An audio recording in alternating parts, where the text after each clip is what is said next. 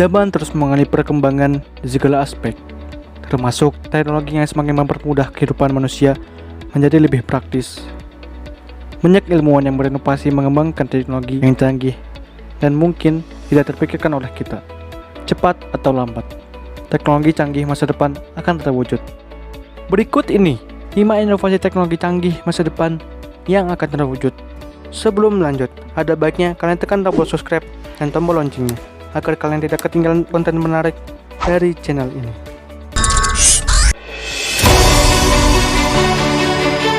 Hyperloop adalah konsep sistem transportasi berkecepatan tinggi yang diajukan oleh proyek swasta Elon Musk. Hyperloop bergerak dengan menciptakan tekanan rendah yang memungkinkan kapsul bergerak dengan kecepatan yang amat tinggi hingga mencapai 1.200 km per jam. Kecepatan tersebut dapat memangkas waktu perjalanan menjadi lebih singkat. Kapasitas dari Hyperloop sendiri dapat menampung kurang lebih 20 hingga 40 orang. Hyperloop menggunakan panel surya sebagai sumber bahan bakarnya, sehingga dapat dipastikan ramah lingkungan. Cara kerja Hyperloop sebenarnya cukup sederhana. Dengan tabung panjang yang mengendap udara sebagai jalurnya, kapsul tersebut akan bergerak dengan sumber tenaga gaya tarik magnetik tanpa perlu tekanan hambatan gesekan udara. Tak hanya cepat, kapsul berisi penumpang itu akan dibuat melayang dari tanah, membuat yang terlindungi dari gangguan cuaca dan gempa bumi. Pertama kali diuji coba pada 29 Juli tahun 2017 di Nevada dengan Hyperloop XP1. Uji coba tersebut sukses dengan kecepatan antara 310 sampai 600 km per jam. Negara pertama yang membangun Hyperloop yaitu India. Dilansir dari iNews, pembangunan Hyperloop dipimpin oleh Virgin Hyperloop One dengan dukungan founder Sir Richard Branson.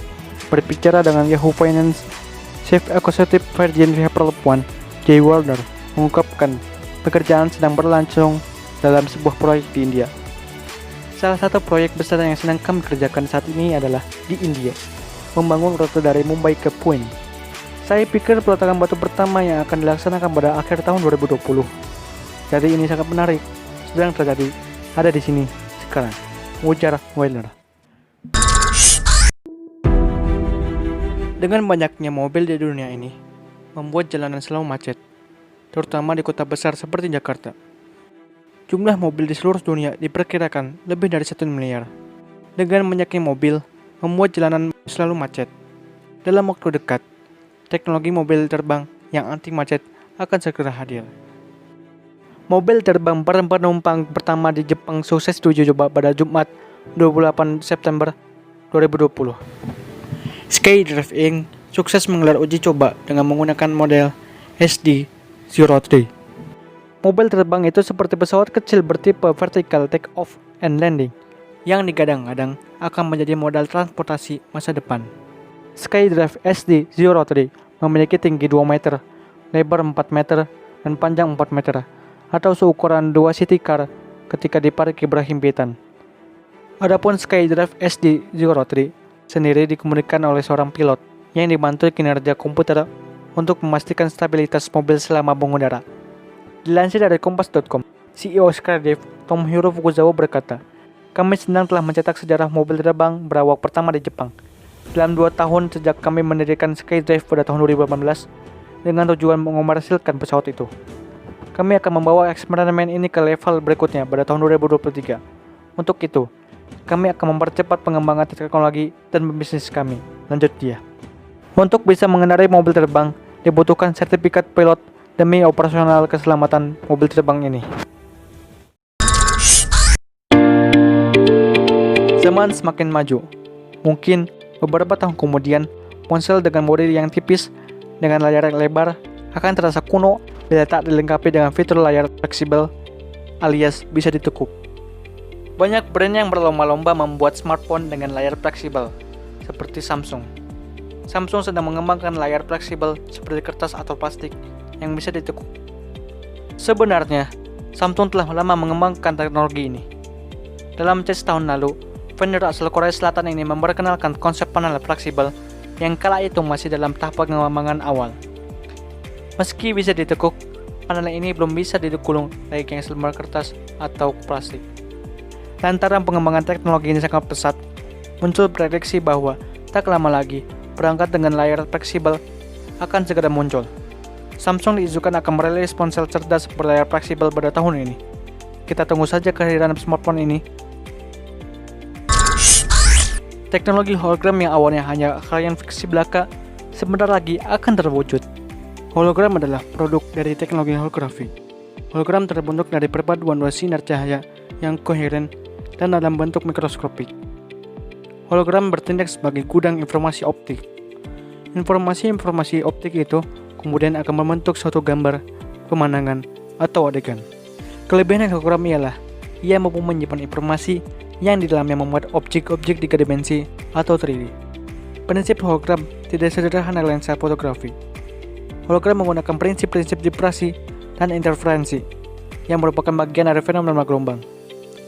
Manfaat hologram dapat dirasakan di berbagai bidang dan memenuhi beragam kebutuhan manusia. Mulai dari media belajar yang lebih menarik dan imersif, membantu dalam perawatan kesehatan, hingga pemetaan holografi untuk pelatihan militer.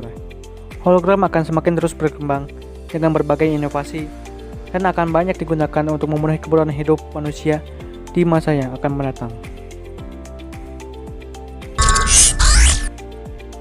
Autonomous car adalah sebuah kendaraan yang dapat menjelajahi lingkungannya dan bergerak tanpa pergerakan dari manusia.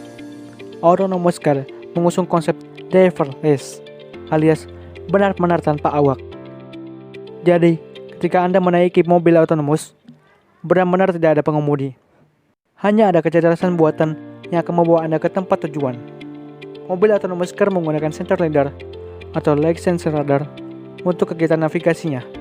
Mekanisme sensor lidar sendiri adalah menembakkan dan menangkap kembali penelan sinar laser untuk memperkirakan jarak dan dimensi objek di depannya. Dilansir dari futureready.com, autonomous dibagi menjadi beberapa level. Asisten pengemudi. Pada level pertama, menggunakan Adaptive Cruise Control untuk mengurangi kecepatan secara otomatis saat situasi lalu lintas terjadi perlambatan.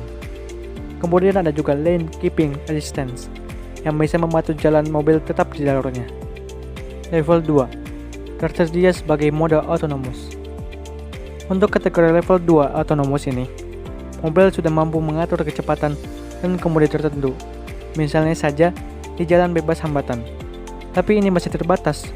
Si pengemudi tetap harus waspada untuk memperhatikan jalan dan siap untuk mengambil alih jika mode autonomous sudah tidak bisa menghandle lagi.